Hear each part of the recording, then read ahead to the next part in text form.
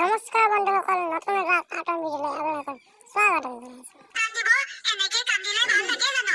আপোনাৰ যদি ইমানে মনত পৰিছে তেতিয়াহ'লে ফোন এটা কৰি খবৰ কিয় নলয়? ফোন এটা কৰকচোন।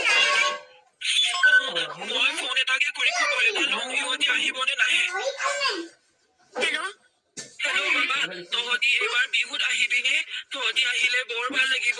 আহিবিচোন, সময় মিলাই যেনে তেনে কৰি হ'লেও আহিবি। এদিন নহ'লে দুদিন ছুটি কৰি পিনে আহিবি।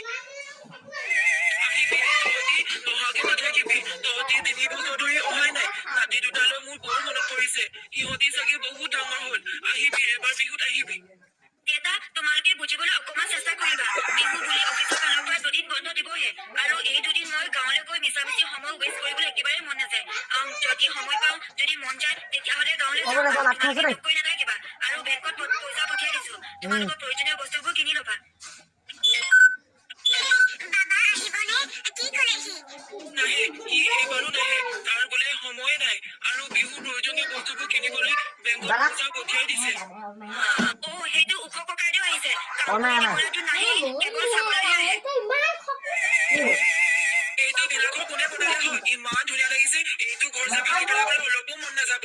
বৰ ধুনীয়া লাগিছে দেই ঘৰটো। কোনেনো বনাব? আমিয়ে বনাইছো। আমিয়ে ধুনীয়া ধুনীয়া ভেলাঘৰ বনাবলৈ জানো। পিছে নয়ন, ৰাতি খানা কি হ'ব? যোৱাবাৰৰ নিচিনাকৈ এবাৰ ব্ৰইলাৰ মাংস নানিবি। ভাল নালাগে খাই। লাগিলে তহঁতি এটা কৰিলে ময়ে বনাই দিম মাংসটো।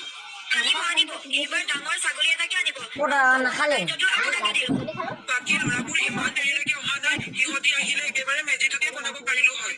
তাকে, পিঠা বনোৱা প্ৰতিযোগিতাটোৰ কাৰণে সিহঁতি সুবিধাহে ল'লে। গোটেই দিনটো বাইকত উঠি ফুৰিছে, আৰু আমি ইয়াত কষ্ট কৰি মৰিছো। এইবাৰ পিঠা বনোৱা প্ৰতিযোগিতা হ'ব নেকি? হয় ককাইদেউ, অসমীয়া সংস্কৃতি আমিয়ে ধৰি ৰাখিব লাগিব।